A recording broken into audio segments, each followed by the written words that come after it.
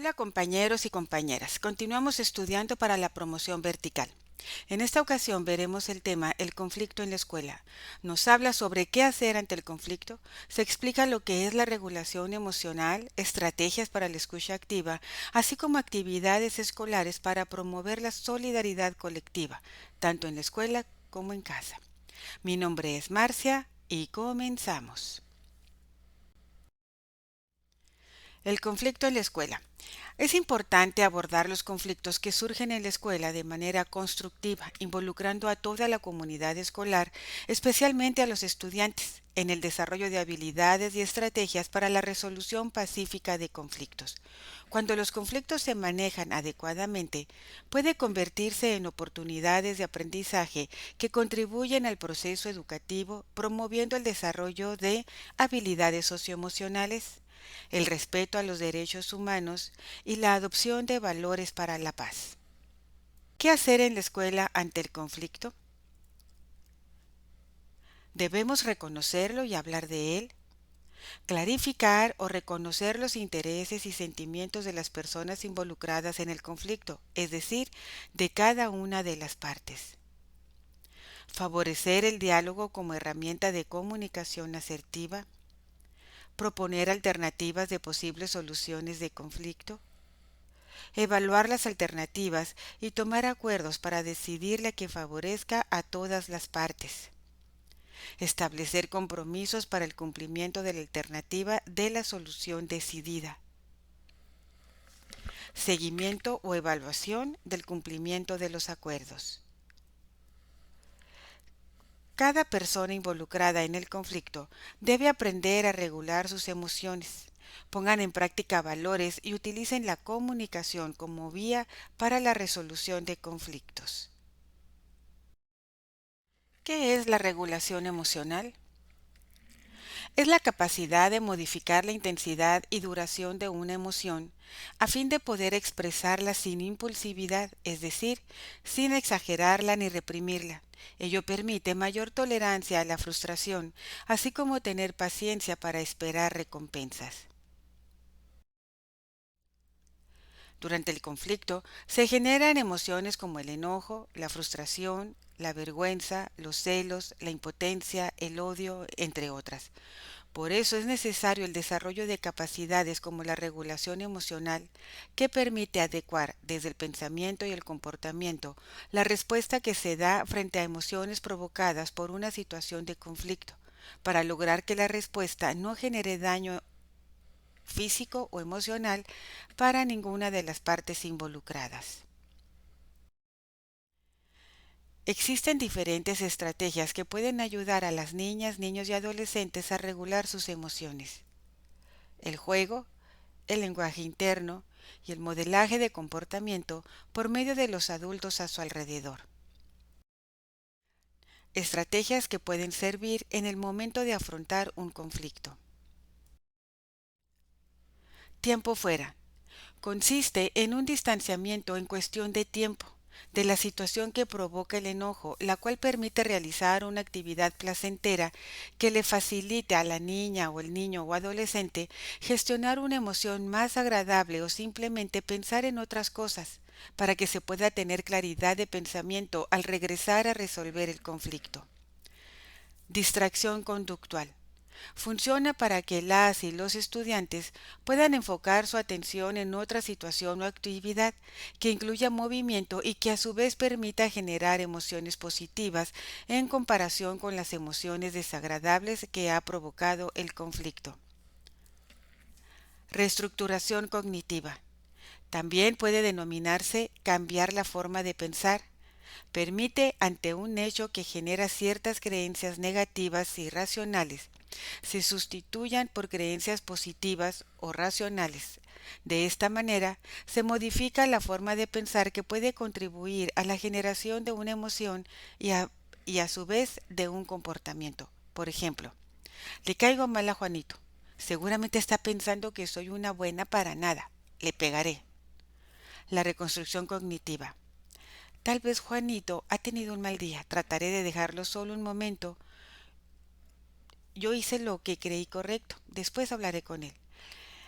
Esto puede trabajarse con la representación de situaciones para que los niños y niñas más pequeños con marionetas o cuentos, en el caso de los adolescentes con juego de roles. Aceptar la responsabilidad ante un conflicto. De esta forma, no se culpa completamente a la otra persona por la situación. Preguntas como las siguientes ayudan. ¿Qué hice yo para contribuir a que esto sucediera? ¿Podría haberlo hecho de otra forma? ¿Me gustó cómo actué en esto? Círculos de confianza. El alumnado va expresando de forma libre, asertiva, por turnos y de forma voluntaria sus emociones, sentimientos y preocupaciones por diferentes temas. Por ejemplo, cuando me enfado yo, cuando me siento triste, a mí no me gusta que... Es importante trabajar constantemente estrategias de regulación emocional, tanto en los estudiantes como en los adultos que los acompañen en la escuela.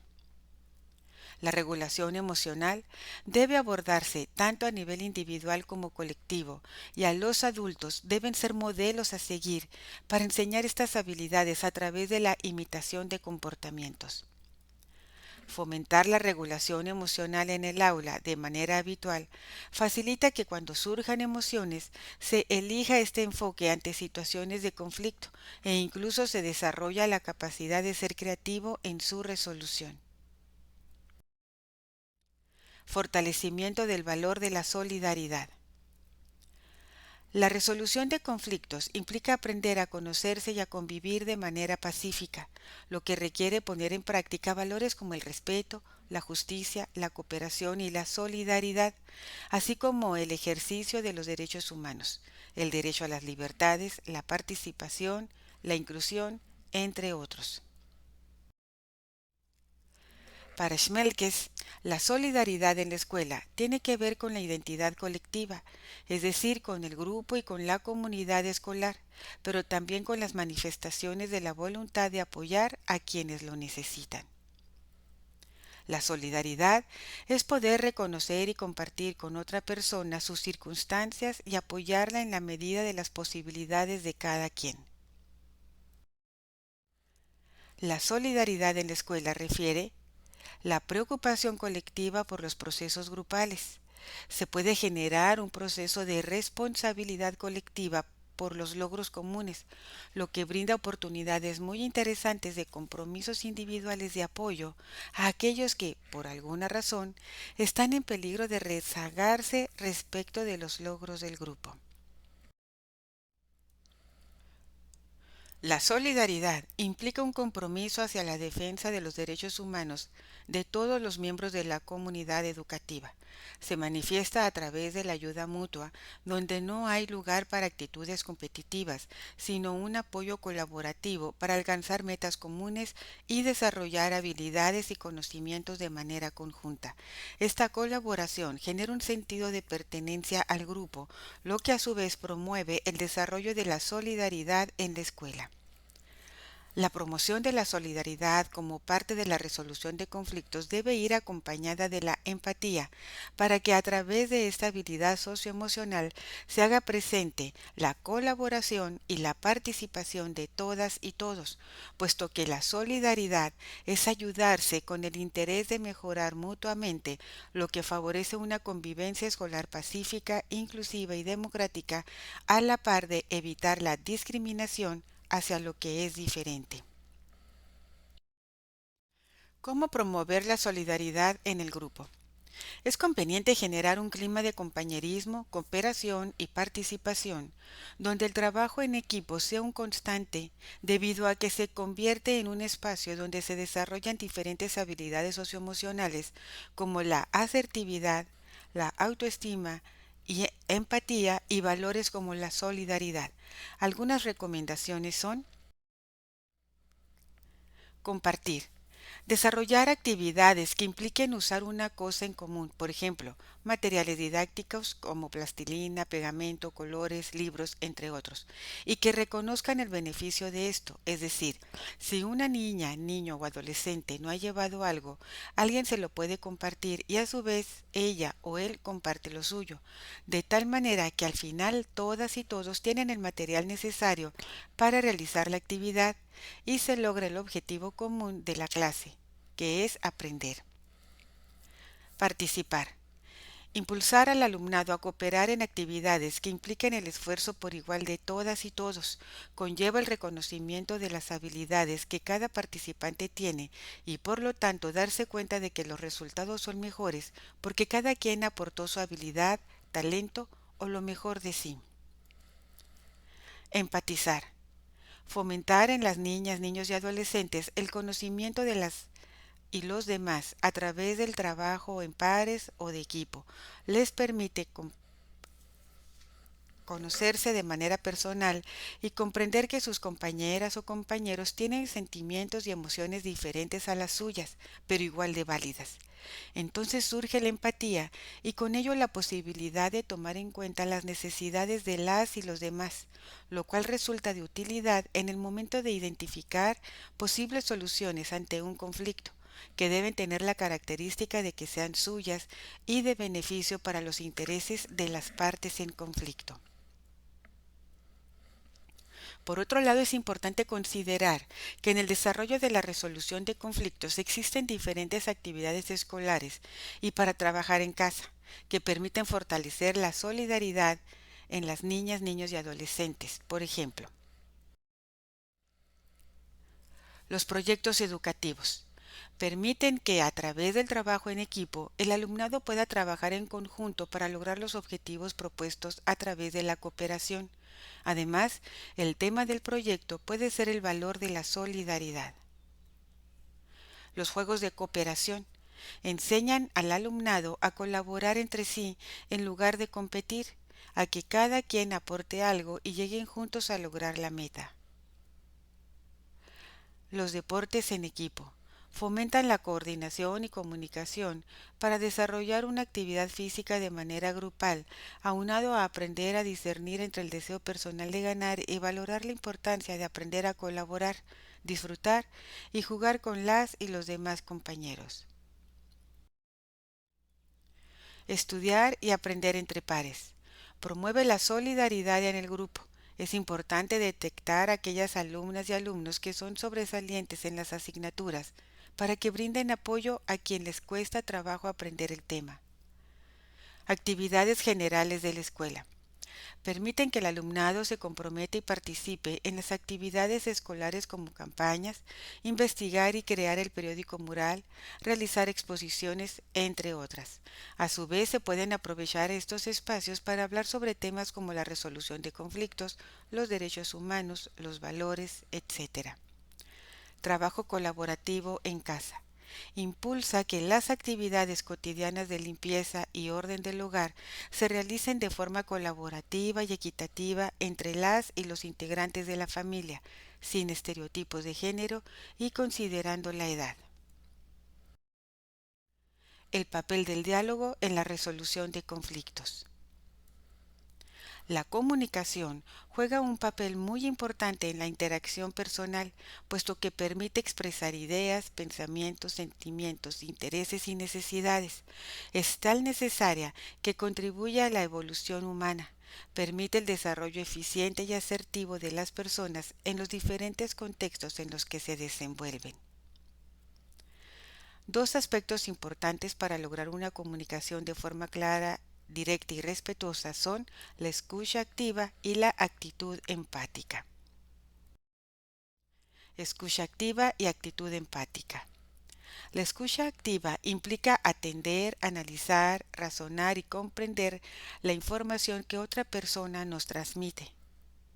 Es una habilidad que requiere ser enseñada y practicada, porque debe realizarse de una forma consciente que surge con el interés de escuchar y comprender al interlocutor, a la par de tener la disposición de entablar una comunicación que sea útil para las personas que están interactuando. El poder escuchar activamente permite dirigir la conversación hacia un objetivo previamente trazado, como puede ser la resolución de un conflicto. Aprender a escuchar de forma activa genera seguridad y confianza, además de que facilita las relaciones interpersonales, porque permite conocer los gustos, los intereses, las necesidades que las personas expresan. Por tanto, de manera contraria, el no escuchar adecuadamente origina desinformación y se convierte en una fuente de conflicto. Estrategias para facilitar la escucha activa. Lograr una sensación de serenidad que para una postura abierta al diálogo. Es necesario regular el enojo mediante respiraciones profundas y pausadas que ayuden a no tener pensamientos negativos hacia el mensaje que se va a recibir o que fomenten una actitud defensiva hacia la otra persona. Hacer contacto visual con la persona generando una sensación de interés hacia lo que nos está expresando. Para ello, también debemos tener una actitud receptiva, es decir, contar con la disposición de escuchar sin interrumpir constantemente. Enfocar exclusivamente la atención en la información que se recibe, sin distracción por la realización de otras actividades, pensando qué se va a contestar o deseando que la otra persona termine de expresarse para exponer el propio punto de vista. Generar confianza en el interlocutor al utilizar un tono de voz medio e incluso expresar la confidencialidad de la charla. Evitar criticar o hacer juicios de valor con respecto a lo que se está escuchando. Mostrar respeto y empatía al interpretar los gestos y el tono de voz de la persona, a su vez que utilizamos nuestro lenguaje corporal para expresarle que la estamos escuchando y comprendiendo a través de, por ejemplo, afirmaciones con la cabeza, inclinando nuestro cuerpo hacia ella, utilizar gestos que manifiestan aceptación. Sugerencias para comprender el mensaje. Clarificar la información con algunas preguntas. Por ejemplo, ¿cuándo ocurrió el conflicto? ¿Qué hiciste tú cuando ella o él te dijo, ¿cómo te sientes ahora? Parafrasear la información. Consiste en repetir con nuestras propias palabras lo escuchado para poder asegurarse si se está comprendiendo bien el mensaje. Por ejemplo, si te entendí bien, lo que quieres decir es, corrígeme si me equivoco, lo que está sucediendo es... Cuidado de no interrumpir a la persona que está hablando. No obstante, se debe procurar no hacer conclusiones precipitadas, sino dejar que la persona exprese totalmente sus puntos de vista. Reflejar la información. Se trata de comentar los sentimientos que se considera se encuentra experimentando la otra persona. Por ejemplo, lo que tú estás pensando o sintiendo es, ¿tú te sentiste avergonzada por lo que él te dijo? ¿Tú crees que al hacer eso ella traicionó tu confianza? Resumir la información. Consiste en esperar el turno para hacer una síntesis breve de lo que se está escuchando, lo que también permite al interlocutor percibir si lo que está comunicando es correcto de acuerdo con su percepción. Por ejemplo, ¿tú crees que la pelea entre Rosa y Marga tiene como origen lo que tú dialogaste con Rosa sobre Pablo? Si se quiere lograr una escucha activa, debe evitarse comportamientos como desvalorizar o minimizar la importancia de lo que se está comentando, tomar la palabra para dar alguna vivencia u opinión propia, debido a que lo único que se provoca es inhibir el deseo de comunicarse de la otra persona. La escucha activa facilita tener un diálogo respetuoso y con entendimiento. Tener una actitud empática consiste en tener la capacidad de ponerse en el lugar del otro para comprender qué piensa y cómo se siente, lo cual favorece el poder reconocer, explicar, comprender y predecir sus intereses y preocupaciones. Tener una actitud empática requiere tener un verdadero interés por el otro. Es una capacidad que puede ser enseñada y aprendida y requiere La honestidad y la asertividad para poder ser como se es y decir la verdad con respeto a fin de ganar la confianza de quien escucha.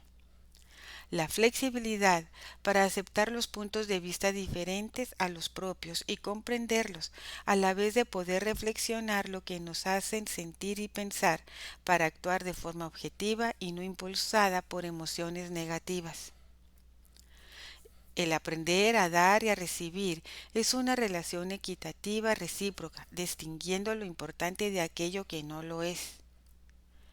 La habilidad para frenar los juicios propios, considerando que nadie tiene la verdad absoluta de las cosas y por ende nunca se tienen todos los elementos para formar una opinión totalmente justa. El poder brindar una comprensión empática genera en la persona con quien se dialoga un sentimiento de aceptación y de que alguien la entiende sin querer juzgarla o aconsejarla, lo cual facilita la comunicación entre ambos y se convierte en una herramienta en la negociación de conflictos. De lo contrario, se puede dar una conversación con desconocimiento de los sentimientos e intereses de la otra persona. Tanto la escucha activa como la actitud empática facilitan en gran medida la comunicación necesaria para poder resolver un conflicto.